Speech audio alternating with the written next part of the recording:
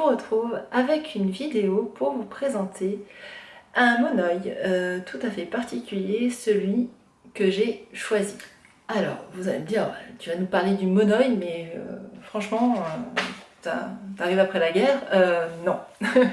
Alors, je vous l'accorde, le monoeil, c'est un produit qui est ultra connu. En même temps, il est très sous-utilisé. On l'utilise souvent comme ingrédient ajouté, machin au monoeil, etc. En oubliant que le monoeil c'est avant tout un produit en soi qu'il faut utiliser pour soi-même parce que c'est 100 fois plus efficace. Alors personnellement, j'utilise le monoeil depuis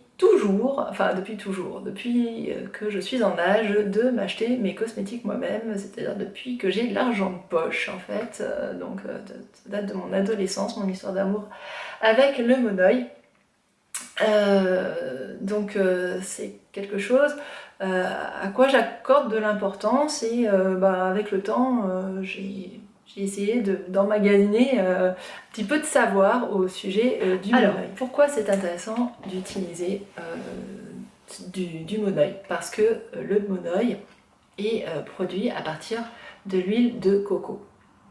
Or, l'huile de coco, vous l'avez vu maintenant, on a l'air de redécouvrir l'huile de coco, évidemment ça doit bien faire rigoler les gens qui sont dans des pays producteurs de noix de coco qui eux s'en servent pour plein de choses depuis toujours. Donc on a découvert le Graal, mais eux ça fait longtemps qu'ils l'ont trouvé.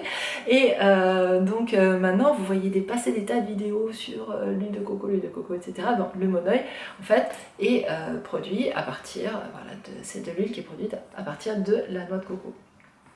Du coup, il en a absolument toutes les propriétés, les propriétés hydratantes, apaisantes, antiradicalaires grâce à la vitamine E et plein d'autres dont on reparlera quand je vous ferai peut-être une vidéo plus approfondie sur mon utilisation du monoeil.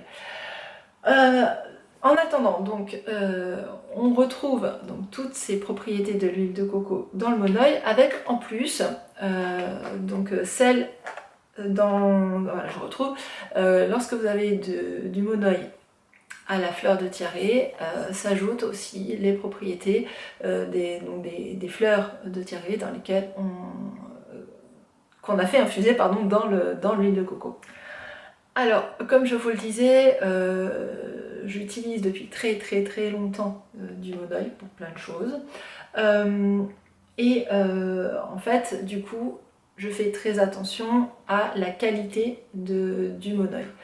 Donc c'est pour cela que j'ai choisi en fait de vous présenter le monoeil Tevi qui est distribué par un site qui s'appelle Mon Monoeil, qui est un site toulousain. Je vais clarifier les choses tout de suite, comme ça va être clair. C'est un partenariat, j'ai reçu les produits pour les tester, mais j'ai refusé l'affiliation, en fait on me l'avait proposé.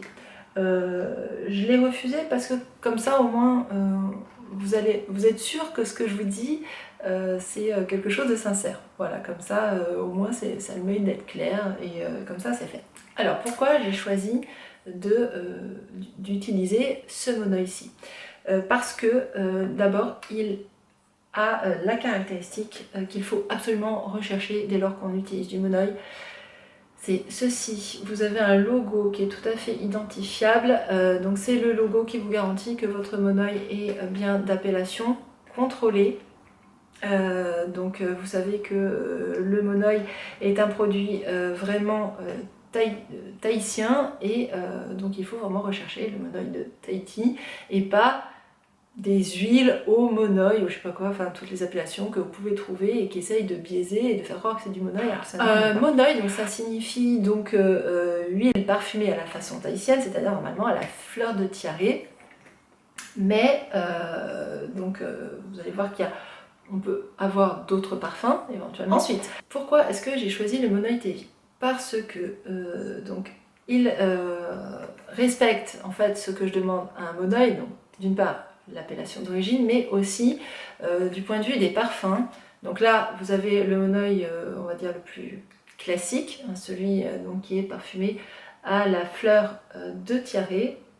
Donc c'est vraiment l'odeur du monoï comme on imagine. Mais vous avez également le monoï vanille ici et le monoï donc parfumé à la coco. Et ce que j'ai particulièrement apprécié dans ces deux-là, c'est que, parce que bon, après on peut avoir envie aussi de changer d'odeur, on n'est pas obligé de vouloir sentir la fleur de tiare tout le temps. Ce que je trouve très très bien, c'est que la noix de coco est présente, mais vous ne vous baladez pas en sentant le gâteau ou le sorbet coco partout, sans que vous voyez, c'est pas écœurant. Quant à la vanille, même chose, c'est-à-dire, vous savez, des fois vous avez des vanilles, vous voyez le genre de vanille, des fois avec lesquelles les ados se parfument, vous voyez, qui sont vraiment très très forts, enfin, qui est presque agressive et un peu écœurante comme ça aussi. Là, c'est pas le cas, et vous avez une vanille qui est ronde, qui est ambrée, mais qui est pas trop présente, donc qui est assez féminine, plus féminine qu'ado, vous voyez, donc ça me paraît quand même un peu intéressant, parce que bon, j'ai plus trop l'âge non plus de faire un ado. Voilà, donc déjà je trouve que c'est sympa d'avoir plusieurs parfums, et aussi parce que j'ai vraiment essayé ces parfums partout, même sur les yeux, je vous expliquerai pourquoi. Et ces parfums sont très doux, ils sont pas du tout agressifs, ni du point de vue de l'odeur, ni du point de vue cutané. Et du coup, ça c'est vraiment important, c'est-à-dire qu'on respecte complètement les bienfaits du monoï ici, que ce soit par l'infusion de fleurs de tiare ou alors par l'ajout de parfum. Vous avez un monoï qui reste un monoï de très grande qualité, authentique et plein de bienfaits. Alors pourquoi il me paraît encore plus intéressant d'utiliser le monoï Tevi, donc qui est importé par le site Mon Monoï, c'est qu'il y a un vrai souci éthique derrière, une perspective éthique qui me paraît intéressante. Il faut savoir que donc, le vrai monoï, on est d'accord, donc celui d'appellation contrôlée, est bien fabriqué toujours à Tahiti, et ensuite les marques généralement l'importent, importent le produit lui-même, le monoï en fût en quelque sorte, en France métropolitaine, et le mettent en bouteille, ils font le packaging en France ils font fabriquer le packaging en France métropolitaine et mettent en bouteille en France métropolitaine. Le monoï Tevi est lui entièrement fabriqué à Tahiti. Alors vous allez me dire, le plastique de Tahiti, on s'en fiche, il n'est pas plus intéressant que le plastique de France métropolitaine, c'est sûr, mais ce que je veux dire par là, c'est que quand vous avez un produit du sud-ouest, vous trouvez ça intéressant que tout soit fait dans le sud-ouest, parce que quelque part ça valorise l'économie locale. Et là c'est un peu la même idée, c'est-à-dire qu'en fait vous allez chercher un produit qui est très spécifique à une région de France, d'outre-mer, qui est le monoï. Quelque part qu'on valorise l'économie tahitienne et qu'on la fasse travailler, ça me paraît quand même un peu, un peu juste, quoi, voilà, si on veut aller chercher le meilleur d'une région, et bien que l'on valorise cette région par ailleurs, ça me paraît intéressant et justifié. Donc voilà pourquoi je trouve que c'est intéressant d'utiliser plus spécifiquement donc ce monoï Tevi Tahiti plutôt que un monoï certes de qualité, mais qui ne fait pas forcément tout faire localement donc à Tahiti. Alors ça vous explique aussi que de ce point de vue là il y ait un tout petit surcoût, puisque en effet du coup il faut payer aussi le transport des bouteilles, des flacons, c'est pas des bouteilles, oui on parle de bouteilles, de flacons, évidemment, et pas seulement du produit brut. Je vous fais remarquer aussi que donc ces flacons-là font 120 ml. Attention, la plupart du temps, quand vous allez regarder, très souvent, les bouteilles de monoï font plus 100 ml que 120 ml. Donc quand vous allez comparer les prix, il faut prendre cela en compte. Enfin, dernière chose que je voulais vous dire, parce que je trouve que ça apparaît pas nécessairement très bien sur le site, j'en ai discuté avec le site lui-même d'ailleurs, et je pense qu'ils vont peut-être modifier un peu les choses, mais en attendant, quand vous allez sur le site Mon Monoeil, vous allez vous dire ah mais c'est super cher, pourquoi j'irais payer un Monoeil à ce prix là alors que à côté il y a le même pareil, appellation contrôlée, etc. Enfin donc par contre pas forcément pas mis en bouteille à Tahiti, mais du coup pourquoi est-ce que j'irais payer plus? Attention, sur ce site le choix a été fait de compter les frais de port dans les prix qui vous sont proposés. C'est-à-dire qu'en fait, quand vous avez le prix de la bouteille, vous avez aussi le prix des frais de port dedans, parce que le site considère que, en fait, bon, a priori, vous n'allez pas non plus acheter 25 bouteilles de Monoeil d'un coup, et donc voilà, il trouve que c'est plus clair de vous afficher vraiment le prix que vous allez payer de toute façon en tout, pour que voilà, vous ne disiez pas ouais mais alors combien ça va faire avec en plus les frais de port, etc. Ce qui vous explique aussi que quand vous achetez un lot de bouteilles, bah forcément le prix des frais de port est lissé sur l'ensemble des bouteilles, et donc forcément c'est moins cher quand vous achetez 3 bouteilles plutôt que voilà, etc.